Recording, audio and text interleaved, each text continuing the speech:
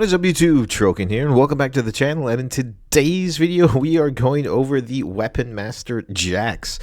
Really cool deck, honestly. Like, just with the champion unit being able to flash in some equipment onto your units is incredibly strong, as there's not much your opponent can do about it. But before we get into the video, if you haven't already, I'd really appreciate it if you'd subscribe. We do deck lists, we do product openings and live streams on Tabletop Simulator / TCG Arena. That stuff will be coming out in the future. And so if you're looking for a channel, all things Earthbound, this is the one for you. By the way, I hope you all had a wonderful holiday for those that celebrate. I myself am on vacation in Brazil.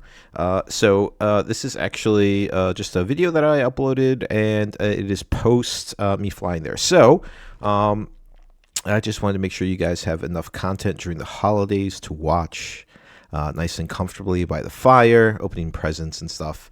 But so let's get into it. Jax Grandmaster at Arms feels like Teemo, right? As it is a free cost opposed to hiding hidden cards. You can equip for just one energy instead of the power, just like Teemo. Yep, so one energy, you tap it, attach detached equipment you control to a unit you control. And you can move around equipment for free by exhausting Jax. Attach an attached equipment you control to a unit you control. So basically, if it's equipped to something, you can equip it to another unit. Really good. You know, it is not extremely powerful. It is very balanced, in my opinion. It is very useful as well, as if you come to the instance where you need to move around some equipment, right? Then it is extremely useful. Like, yeah, great. I think it's a great legend. I really like the color combination, and also just the systems, the mechanics when it comes to like flashing in equipments with Jax makes this like a non-Aurora deck.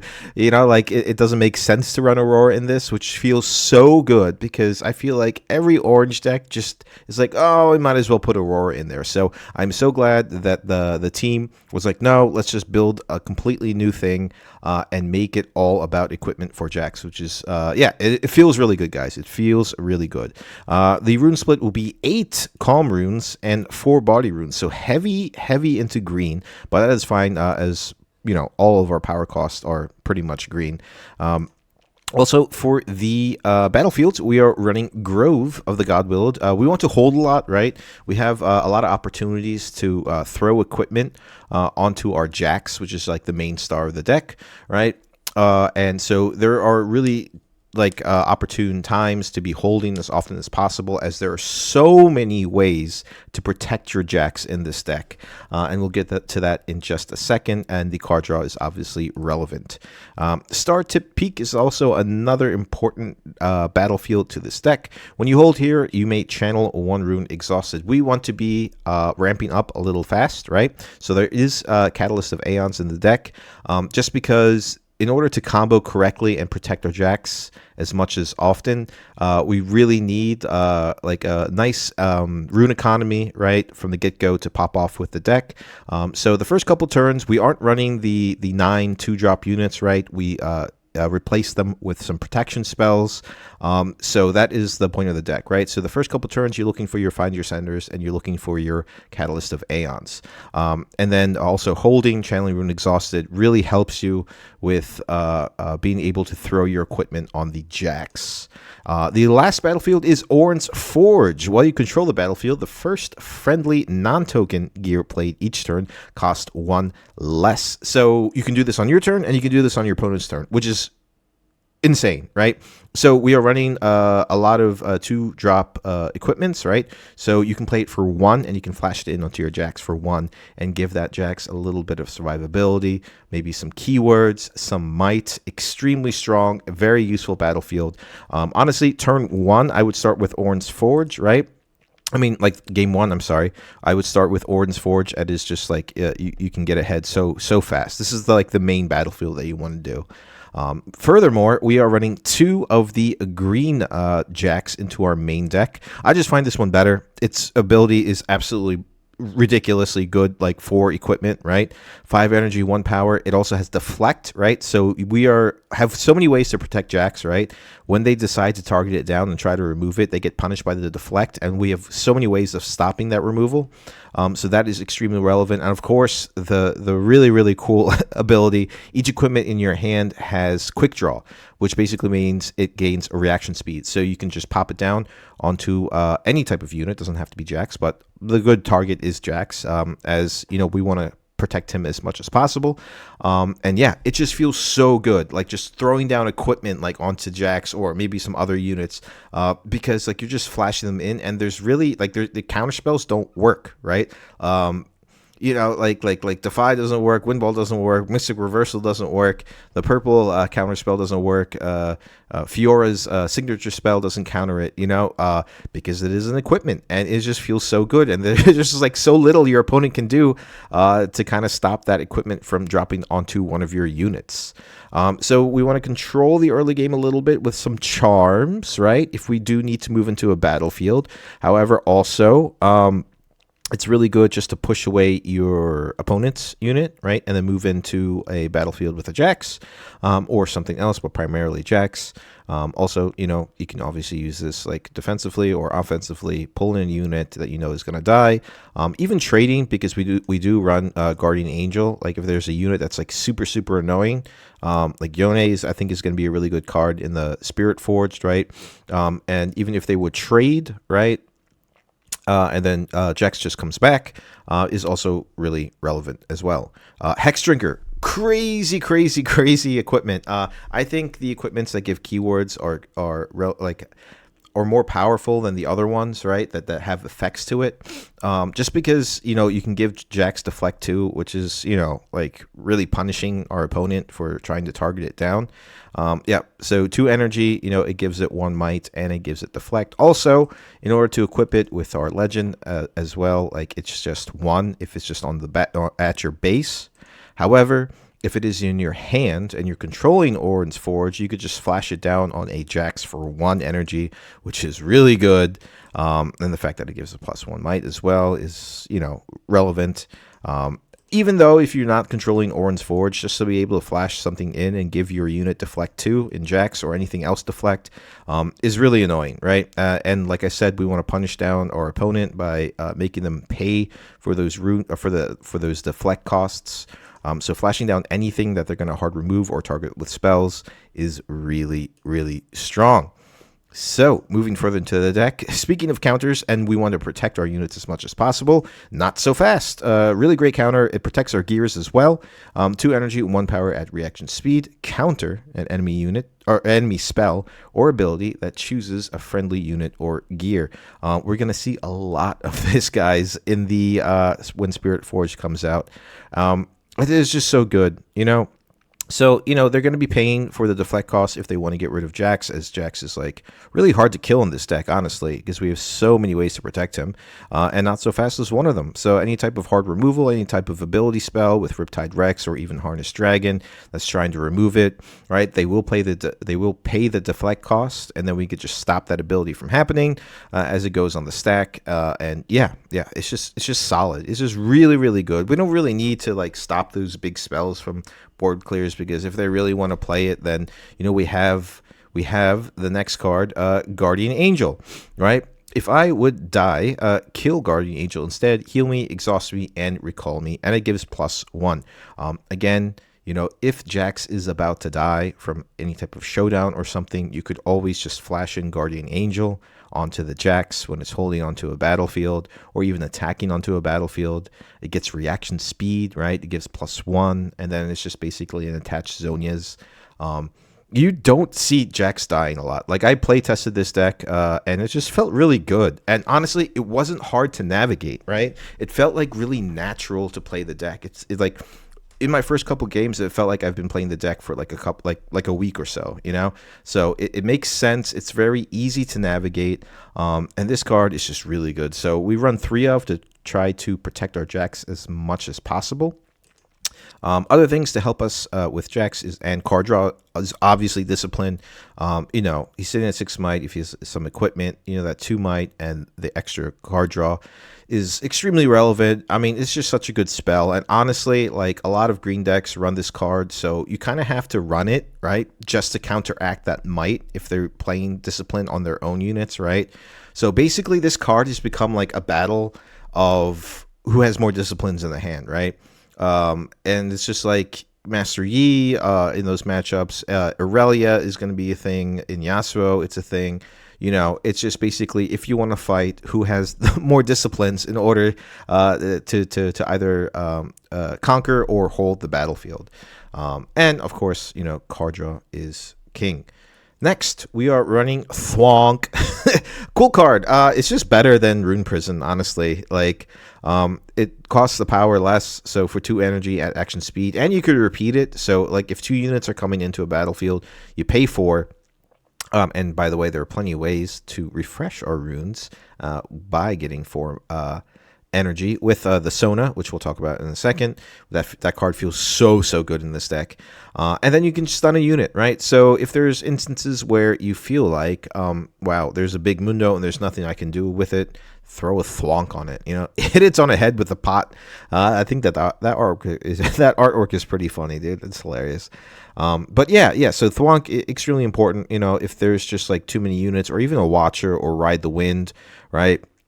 You just thwonk it, and then it just goes back to base. It really shuts down Annie in that sense. It shuts down a lot of the Watchers in all the blue decks in Teemo, in Ahri, and in Kai'Sa. So it's just extremely important to have something to protect our Jax, as we pretty much like go all in with Jax in this deck, right? We do have some support for him in other units, but he's like the main star of the deck. So like I said, Hex Drinker, charming stuff away when it's our turn, using Not So Fast, protecting it with Guardian Angel, pumping up its might. These are all things in the early game that should have been like those 9 2-drop units, which is basically standard in terms of deck building. Instead of running those units, we run these spells to protect him, and so we can get over with points. And it's just like really efficient just to focus down in this deck on Jax as much as possible. Next, we have the coolest, I think, oh god, I don't know, I think this is the coolest signature spell in Spirit Forge, guys. It's dope, man. I love this card so much. I had so much fun playing with it. Counter Strike, 2 energy, 1 power. It is Jack's signature spell. At reaction speed, choose a unit. The next time that unit would be dealt damage this turn, prevent it, and draw 1. So this is why we don't run any of the Wind Walls or the Defies, right? Because this is good enough, right? So like if Jax is sitting on a battlefield with a Trinity Force and you're going to score those 2 points and they decide, screw it, let me just burn an unchecked power or shoot it as much as possible with the Ichthian Rain. Dude, Counter-Strike is insane for it. Actually, I think... No, because of the stack, yeah. It stops an unchecked power, right? It stops any type of damage, and you get to draw a card. Now, it is only the next time, right? So it is the next instance of damage. So that also refers to combat as well, right? So after that combat, he is open to damage after that. However, use this sparingly. Obviously, if you think, hey, Jax is going to die, use Counter-Strike. It protects it so well, right? So just like going over like the first couple cards we talked about, like Not So Fast protects it, Guardian Angel protects it, Discipline pumps up its might, Thwonk protects it, Counter-Strike protects it as well. So basically, 3, 4, 5, 8, 9, 10, 13, 16 cards are meant to protect Jax, and the chances that these cards are going to be in your hand are extremely likely, as that is almost half of the deck. So that is the name of the game, and it's not really hard to navigate, as I've said before, and it just feels really good. And then honestly, like, your opponents do get pretty tilted as, like, they're trying to get rid of this unit, but they just can't, honestly. Next, a little bit of ramp, right? So if you're going second, Find Your Center is the perfect card to play, right? 3 energy for at action speed. If an opponent score is within 3 points of the victory score, this costs 2 less. So obviously later in the game, right, you can burn 1 energy and then just, very cheaply draw a card and channel 1 rune exhausted. Pretty standard. We've seen it in Origins, used in a lot of control decks, and I wouldn't necessarily clarify this as a control deck. However, it is just really good to have Find Your Center in your deck, as we need those runes. We do ramp a little bit so we can pop off with certain combos. Next, we have Legion Quartermaster. All right, so hear me out on this one, guys. 3 energy, 4 might. That's it. That's all I need to say. No, this card's good in the deck as because the additional cost to play it, right, is returning the friendly gear to your hand. A lot of people say that would be actually pretty bad. It's not worth the extra might for that 3 energy cost, right? However, if there's instances where you feel like they're going to be targeting down your gears, especially game 2 when they add gear removal into your deck, you stretch the longevity of your equipments or your gears by being able to play this, right? Because they can't really interact with your hand. And being able to play this card, develop for might, protect your gear by putting it back into your hand, and then later flashing it in when it's important, like flashing in or targeting Guardian Angel with Legion Quartermaster, right? When Jax is sitting on a base is important, right? Those are those funny, like really tricky instances where, okay, I have a feeling he has the gear removal, right? You play Legion Quartermaster that is attached to your Jax. It goes to your hand. So if they decide to move in and try and take that battlefield from you that you are holding, you can flash in the Guardian Angel. The showdown happens. They generally can't play a lot of the gear removal, and it just feels really, really good. So we don't get punished by the additional cost of this card. It just kind of helps us out in the long run in certain situations. Next, speaking of protecting our Jax, we have Jaina Savior. So at reaction speed, you can play this card, and it's really interesting. Like, I don't think for the most part, when I've been playing this card, I haven't really been able to use its first effect. It's just really awkwardly worded, right? So when you play this card, it heals your units. So first, they would really have to damage your units before they move in with their own units, right, in order to try and conquer. So like for instance, like the Hextech Ray your Jax, right, and they move in with the 2 might unit, then you could play Jaina Survivor. However, the first part I just feel like never really pops off. However, the second part of her ability is extremely strong, as it is basically a charm, right, that moves it back to base. So 3 energy, 1 power at reaction speed. When you play me, heal your units here, then move an enemy unit from here to its base. So, if there is that big Mundo and we don't have a Thwonk or anything, we can just play Jaina and we can just push their unit back, right, and get that holding point on our next turn. Really useful, extremely good in this deck. Like I said, like Jax, we're pretty much going all in on, so we want to protect it as much as possible. Next, probably the backbone of the deck, other than Jax, is Sona. My God, Sona is so good. As 4 energy, 1 power. We all know what it does. At the end of a turn, if I'm at a battlefield, ready up to 4 units. Once you pop this down with a Jax onto a battlefield, you have access to all the equipment that we're using. The Hextech Drinker, Hextech Drinker, the Hex Drinker, the Guardian Angel, and the Trinity Force. So we can commit our runes into playing things that we need to, right? Playing our other units, playing our other spells, playing our Catalyst of Aeons, being able to refresh our runes, right, by untapping them, and then just having access to flash in a Hex Drinker or Guardian Angel and or a Trinity Force is extremely powerful and super annoying for an opponent. You can also obviously, play your spells if you want. Your counter strikes are active, your thwonks are active, you have access to your disciplines. You can even, if you want to, play Find Your Center, at action speed on their turn. And just Sona is just like the backbone of this deck other than Jax. Seriously, it feels so good just having those runes open to flash in and use our spells. Underrated card. I thought like also in Origins it hasn't seen much play as much as it should. However, I think Sona is going to be a force to be reckoned with in Spirit Forged. I already talked about the Catalyst of Aeons as we do want to ramp, so play this as soon as possible.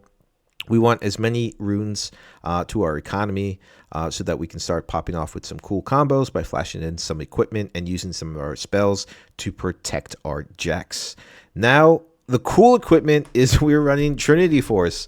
Yeah, so this happens often, guys. Like, so 4 energy, right? Doesn't give, it gives 2 might, I'm sorry. And when I hold, score 1 point, right? So if your opponent doesn't want to move in onto a battlefield that has Jax on it, right, and they decide to move on into the other one, right, you can flash in a Trinity Force, which pretty much protects your Jax because it gives +2 might as well. Don't forget about that.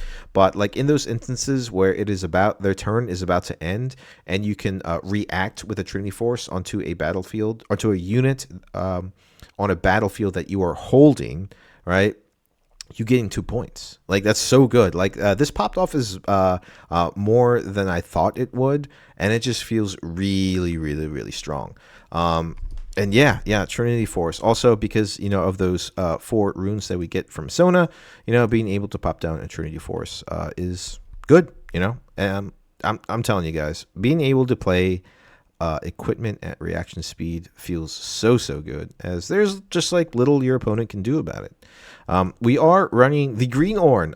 I think green Ornn is better in this deck than it is in Ornn, right? So 5 energy, 1 power, 5 might. When you play me or when I hold, look at the top 4 cards of your main deck. You may reveal a gear from among them and draw it, then recycle the rest. So yep, this just really helps us develop a little bit of might in 5, right? And tutor out our gears. And that is just basically Ornn's job, right? So in the sense that we have some card draw, right? We really, really want to be tutoring out our gears. And there is a good way to actually be searching for Ornn or Jax or Sona in Reinforce. This is a card that sees almost no play in Origins. I think it's going to be really good in Spirit Forged. As for 5 energy, you can look at the top 5 cards of your main deck. You may play a unit from among them. Its energy cost is reduced by 5. Then recycle the remaining cards. So being able to play Reinforce, if your chosen champion has already died and you're looking for that Jax, then you only really need to commit to that 1 power to play it. Also, reinforcing into into Ornn, I'm sorry, is really, really good, as soon as you play Ornn after you recycle the 1 rune, its effect triggers, and then you can tutor out a gear. So you are looking for a unit, and you're able to grab a gear with just 1 spell. Also, in those instances where you are already holding onto a battlefield and you need that Sona, you can also reinforce. The only bad hit, really, is the Jaina and the Legion Quartermaster, but honestly, we just need to run like some cheaper units with these effects, as they protect and they put gears into our hand. However, it is still worth the risk of putting it into the deck, in my opinion. It worked out really well for me. Just being able to tutor out a unit depending on the situation. And honestly, of the 1, 2, 3, 4, 5 units, 1, 2, 3 of them are all great hits for Reinforce. You guys are probably thinking like, hey, I don't know if Jax is going to be good, but at least try it out. That's all. That's the one thing I always say. Always try out a legend. We have tools, in TCG Arena and Tabletop Simulator, or even just printing proxies through Piltover Archive. It's just really fun, guys. This deck is fun and it's just really cool. And honestly, the chances of Jax dying in this deck are very slim, as there's just too much protection to it. So with that being said, I'll stop here, guys. Definitely try it out. Jax is really cool and is a lot of fun. Thanks for watching. I hope you all have a wonderful day, and I'll catch you on the next one. Peace.